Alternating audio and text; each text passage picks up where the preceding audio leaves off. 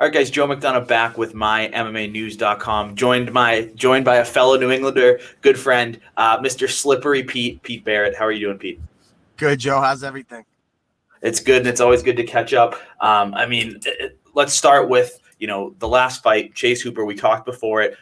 Things were going well, and then that third round. As you've had time to look back at it, what would you have changed? I know where I made a mistake. I don't know if I would have changed anything necessarily because, it was like his fourth or fifth attempt at my heel before he got it. The kid's a world champion, submitted his way through these to become a world champion, maybe I would have attacked the left leg, the lead leg when he switched to a orthodox stance. I would have maybe put a little bit more pressure on him. Stayed in his face a little bit more, not let him escape out to the sides when I was chasing him down. But it was a good learning lesson, but there's definitely some criticisms. But, my game plan going in there was pretty solid. We wanted to stay off the ground and stay away from that and touch him up from the feet.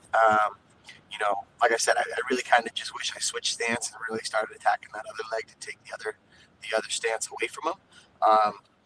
Maybe gone to the body a little bit more. I feel like I was a little concerned with him getting close to my hips and trying to like jump my back and take me down. As I've seen him do multiple times when I was studying film. So, my boxing coach had a lot of criticism just about the things that I said. Like letting him escape to the outside.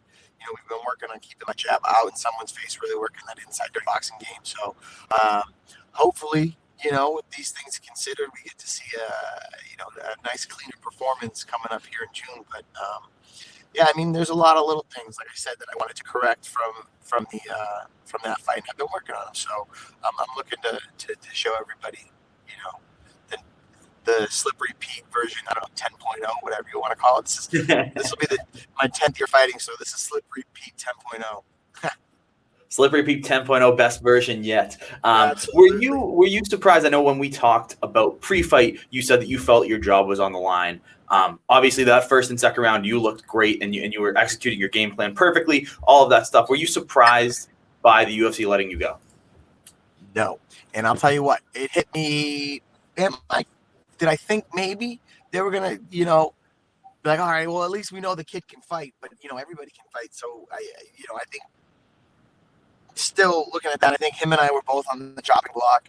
He just has time on his side because he's hella young, and I'm going to be 35 in August, and my shelf life in the sport is dwindling, by the minute. So, but like I said, like right after that fight, about 30 seconds after the fight was over, you can just see the emotion wash over my face, and that's when I really, realized that I was probably going to get released in the next month or so.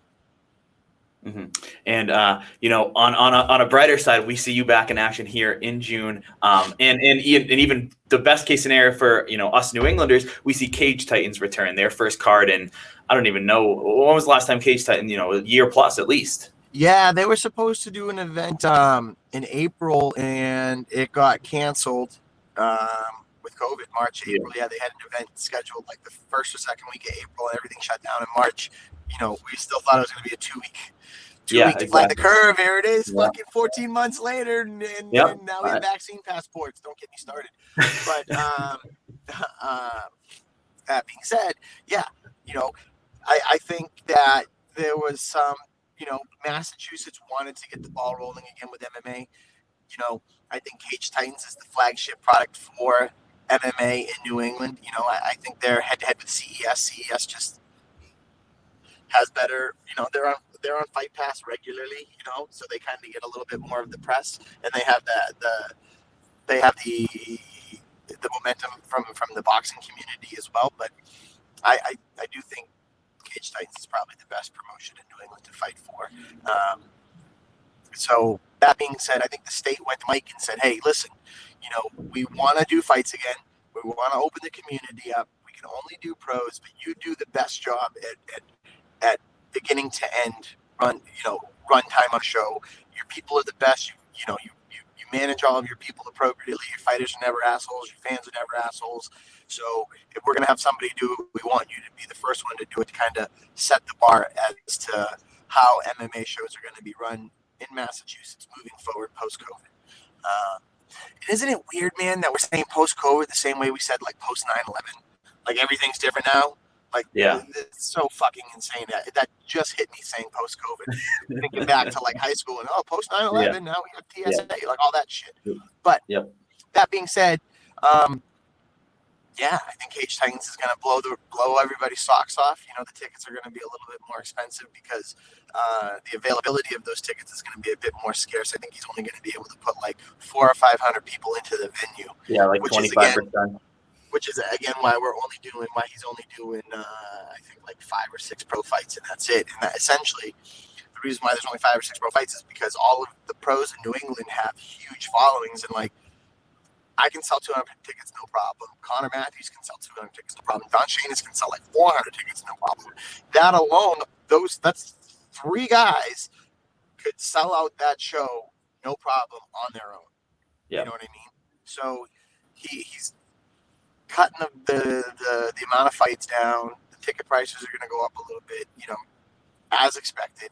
And then, to fight on the card, you got to sell X amount of tickets, kind of like the way Bellator does things. If you want to fight in the show, you say, hey, you're responsible for X amount of tickets. If you don't sell them, the difference comes out of your purse.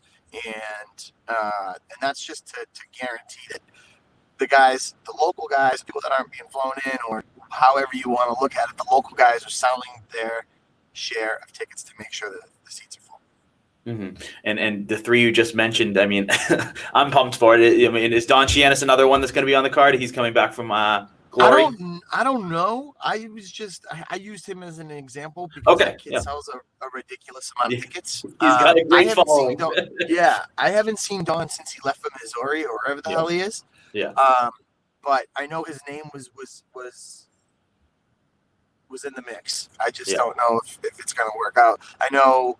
So without saying too much, because sometimes I ramble and have loose lips, let's change the topic because I know who else is going to be on that event. But I don't want to steal Mike's thunder, so I got to give Cage Titans the due process to announce all that shit. So thank you for understanding. But yes, absolutely. And with Cage Titans, CES has only had 2 events, and one was down in Florida. Obviously their home is Rhode Island. Does it feel extra special with Cage Titans kind of waiting this long? And, obviously we both know in Massachusetts, things are still, shut down, and things are just starting to get lifted a little bit. Now it's at 25% capacity. Other places are at 100% capacity. But, to have Cage Titans have fans in the building. That's badass because, I remember I was having conversations with Mike, like, when everything was getting shut down, just like brainstorming, like, Mike, how can we get events going again? Like, can we sell, coupon codes for live streams that can only be used once? So, like, you buy a ticket, you get a coupon code, your one computer or your one phone can log in, and that's your ticket to the fight. You know what I mean? But we were brainstorming because, like, we needed a solution. But thankfully, we're going to have fans back. I think a lot of people are really excited to get out and be social again. Like, I work in a restaurant, so for me, I'm kind of like jaded to all this. I don't like, we're at, we're not at full capacity. Yeah, we have the dividers, but like some people still don't leave their house. You know what I mean? Yeah. So like to get the nod from the government to say, okay, let's get back to business, I think it's going to bring a lot of people out, and a lot of people are excited to get out. And like the Bruins have been doing, games with like 25%, the Red Sox have been doing, limited capacity. So I think doing a homegrown event like this will really get people out to come and support their local athletes. And I hope to be there. I hope to, get a media pass and talk to Mike about being there, because I'd love to be there and watch live. Talk to me about, with Cage Titans, a lot of times and CES too, your opponent kind of is unknown until closer to the fight. Is that something, on the regional scene that bothers you, or is that just something you get used to? No, it is what it is. I think it's great because I think that, the education in MMA is coming around. They're learning from boxing. Like, if you want to go somewhere in MMA, you don't take the hardest fights that you can get as a professional out the gate. it's just silly. It's just foolish. And there's this mentality that like it's a dick measuring contest, and I got to go beat the toughest guys to carry my own weight. And when you look at boxing, guys that want to do something with their career, they don't fight a tough guy until like their 13th pro fight. Yeah. 14th pro fight, 12th pro fight, at least their 10th. You know what I mean? Like one of the kids I boxed with, he's an alternate in the Canelo fight in case old boy pulls out because of the ring size. He's already out there in Vegas right now with my boxing trainer. Like I train with the elite. I train with the best guys, all around. And, he's a world champion. He just picked up a belt. 50 Cent had him all over his Instagram. But, these are the guys that are telling me, hey, listen, if you want to do something in MMA, stop fighting the toughest fights, work on yourself, work on things, develop your skills. And when the time is right, the time is right. And if my manager, Tyson, with Top Game, he had advocated that in the beginning, and I kind of let my ego get in the way, and I was really, looking to prove myself. But, that's what you got to do if you want to go places, because you can only have so many concussions. You only get so many miles, and like you see guys like Jorge Masvidal or Glover Teixeira, the guys that have been in the UFC forever, the Diaz brothers or Nate at least. Like Nate can't get through a fight without splitting his eye open and having a fight called. You know what I mean? You see guys that talk about minimizing sparring because of the miles on him, but like those guys are at that level, and they're getting paid big money, and they've been doing it since back in the day. So like they're kind of the exception to the rule, is what I'm saying. But they're coming back and saying, listen, don't do what we did. Don't do what we did when we were younger. Don't do what boxing does now. Do not wear your concussions in the room. You need to train smarter. You need to train more effectively, more efficiently, develop skills and talents. And like, yeah, I understand there's certain things that you can only know about yourself through tough sparring matches, through tough sparring rounds, through grueling sessions. But like those need to be few and far in between, almost like a competition, you know. So how did I end up all the way the hell over here? I'm getting like caught off on a tangent. I'm sorry, but yeah, I just think what was the question that brought me over here? I started thinking kind of not knowing who your opponent is. So that's what I'm saying. My apologies. So yeah, I think it's great. We're seeing promotions, notice guys that have the ability and the talent, and they're investing into them and bringing guys in that are better fights for them to suit them for the long run. So like, if the MMA community is not used to it, like kick rocks, man. We got to take care of ourselves. Like at the same time, we're entertainers, but it's not going to do anybody any good to pit, a prospect against another prospect if they're both 3-0 and they both have the potential to get to the next level, which is why me and Manny Bermudez never fought at Cage Titans, because we both had equal opportunities to get to the UFC. We both made it to the UFC, albeit neither one of us are still there for different reasons. But had we fought, maybe one of us wouldn't have made it to that level. We wouldn't have gotten the acknowledgement that Cage Titans can produce fighters that can compete at that level. So. Like that there's your case study right there. Me and Manny didn't fight for that exact reason. We both made it to the UFC. Had we fought when we were both 3-0, 4-0, who knows? You know what I mean? That could have gone very differently for both of us. And I think that goes along exactly what you just said. That New England MMA has become this family-esque, and Lausanne is the epicenter in my mind, but and I think a lot of people's minds. But this family-esque of, instead of having a CES or Cage Titan show where let's pit the best, Lausanne's guy versus Regiment guy, it's let's bring someone in to fight a New Englander, and let's all root for the New Englander, and which I love to watch. For June 19th, what can we expect from Pete Barrett 10.0? Dude, I am honestly, I'm putting this out there right now, and I've said it to a few people. I really want to fight like 2 or 3 times by the end of August, and I want to get my hand raised in the UFC octagon by the end of the year. I want to be back on the UFC roster before New Year's Eve, and that's my goal. So I'm looking to get in and out really quick, handle business really fast, get back to like my smashing phase, and just run in there and run the show. I think everybody's going to be really excited when this fight gets announced. Potentially, probably going to be the main event. No belt or anything like that. Coming off 2 losses, that'd be foolish. Just what I'm saying. But definitely, I think it's going to be main event where the fight's going to be very exciting. Kid's coming off a win, got a really good winning record, and I'm looking to fucking smash my elbow through his forehead. I've been working heavily on my wrestling, heavily on my takedowns. You know, I'm coaching high school wrestling again. We're getting spring 2 season, which don't even get me started on that shit again.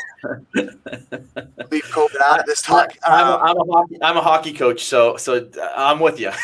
Yeah, you know, so wrestling is going to be the focus of the next few months, and I'm looking to get in there, take this motherfucker down, put him on his back, and put my elbow through his forehead, and that's the game plan. And there's that. And I'm going to keep it simple, and I'm going to stick to it, and I'm bringing the pain. Well, guys, you heard it here first. Pete Barrett, 10.0, June 19th. I can't wait. You guys shouldn't be able to wait. Cage Titans is back. Guys, also one big shout out. My social media and media team, Aqueous Management, they've been helping me. We just launched my web store and my website. It's slipperysworld.com. Check it out. I'm looking to build a newsletter, content, technique, tutorials, the whole nine. But if you want any throwback shirts, jump on over there. I've got a decent inventory on some of my best-selling shirts. So do me a favor and check it out. I'm going to go there right now. So get your old Slippery Pete. Pete, thank you very much, man. Hell yeah. Thanks for having me on.